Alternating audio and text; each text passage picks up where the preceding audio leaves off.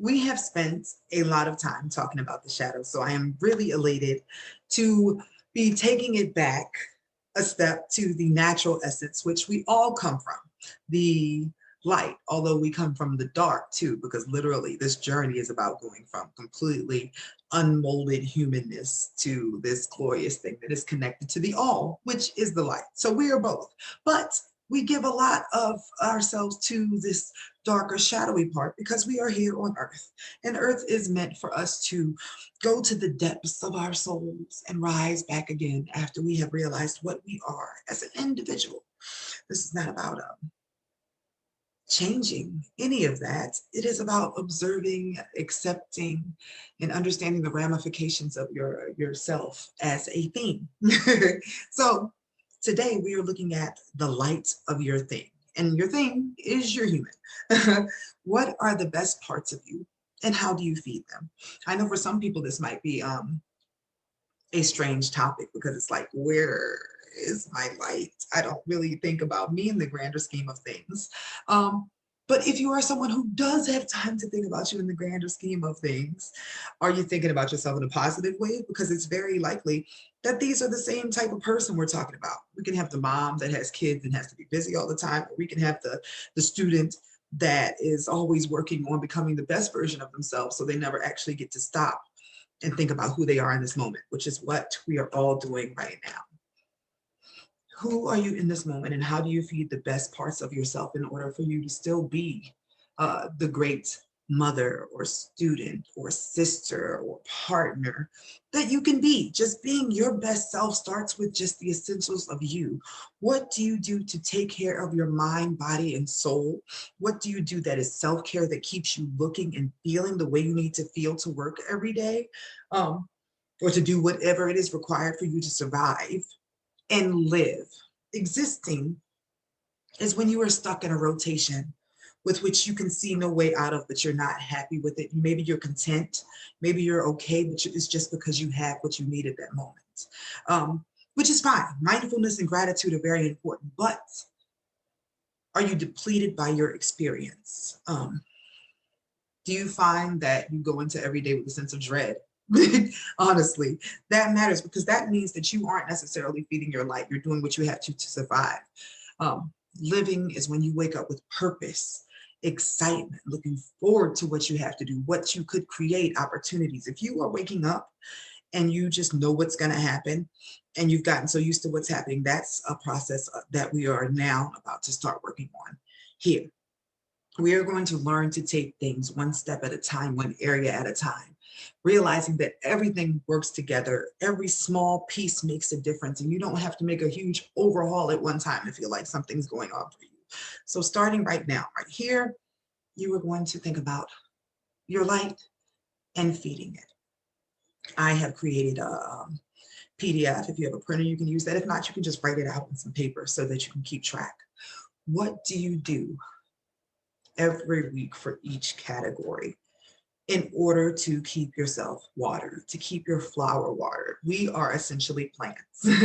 I don't know if you noticed, but like some people, when they lay out in the sun too long, they turn into leather. Some people, when they get old, they wrinkle and like wilt if they have not been eating or taking care of themselves along the way. We are creatures that require care, and it's care inside and outside. We need to feel loved by ourselves. We need to be filled with love by those around us. Um, Exchanges that are mutual in energy, and this needs to be in our jobs as well, and our friendships. You don't realize how much getting a little bit chipped out of each area can do for you. Like if you have a bad boss, but a cool coworker, but then you have a difficult relationship at home. Little things are taking out of your light everywhere you go. So you have to have a steady flow within yourself so that you have enough energy to even deal with the things that might come up in life in general. When you are able to feed your own life and be your own supply, through connecting with the universe, because of course the feeling that you're looking for is coming from the universe, from what I can find. The energy that we breathe in, this what we call oxygen, is known in some other places as prana. This is like life force energy, what keeps us alive. And then if you look at it in the earthly way, it is literally what's keeping us alive, because if we don't have oxygen, we die. So breathing in this energy is what keeps us alive.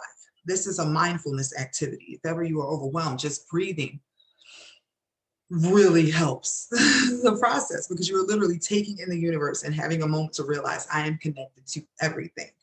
So what are your moments that allow you to realize you are connected to everything? Not everybody's form of meditation is going to be the same. Meditation can be dancing. It can be doing hair. It can be doing makeup. It is anything that stops you from focusing on your thoughts and gets you into an activity and just lets you flow in your space. So this sheet that I've created for you is meant for you to be used as a way to look over your life. If you're in the academy, you have the sheet I created for you guys to keep track of your daily stuff. If you're not in the academy, that's fine too. You can still use this sheet, because this one is going to let you look at how much stuff you do on a regular basis that keeps you up. At least 5 out of 7 days a week, there should be a replenishing activity that is happening every day. This could be something as simple as a meditation or a walk in the morning for gratitude before you interact with anybody, a special bath a day you do, reading for yourself. What do you like to do that doesn't include anyone else? What do you naturally do when no one's around? What is your behavior? Imagine that you have the house to yourself. As soon as the door closes and you're by yourself and there's nobody to talk to, there's no phone, no internet. Who are you? What are you doing with your time? If you don't even know the answer to that, this is a great exercise for you too, because that means that you have lost touch with what your life is. Not that it's not there, but you have now put it in the same place as your shadow. And there's a very strong possibility that you are not fully seeing yourself. So what ways do you feed your light? What do you do for yourself? What do you do to nourish your body? What do you eat? What activities do you keep to keep up your health? When is the last time you've been to the doctor to do something that needed to be fixed? What is the state of your health? This is all about you in this moment and how you take care of yourself. And I want you to take the time to write down the activities that you do for each one of these sections, or that you would like to do, because this is going to become a list for you for those moments where you're sitting around anxious or just worrying about the future, you have nothing else to do, or you think you have nothing else to do. Come to this list. Feed your light over your anxiety. Feed your light over those thoughts that are hanging over you. It is important for some of us. We know shadow work in a way of we know how to look through our dark stuff. Some of us can't get out of thinking about our dark stuff. So in shifting this, we want to learn how to give into the light parts, because I feel like the shadow work part is going to be a lot easier than a lot of people are thinking. We get triggered on a regular basis, but how many times does somebody trigger you into recognizing your own light? How many times do you do it? Because that really is what matters. You have to be to you who you want the world to be to you. You are a reflector here. You mirror back your own perception of yourself and your experience. And it sounds wild, but watch, as you start implementing these things into your life, you'll notice that things will change. And I'm not going to say you ain't going to lose no friends, because when you start changing, people who are at the vibration you were at sort of fall away. And it just happens the way it's meant to. But this is about growth, and this is about stepping into your magic after being in a place of powerlessness because we were asleep. So feed your light. Let me know how this exercise goes. Thank you all.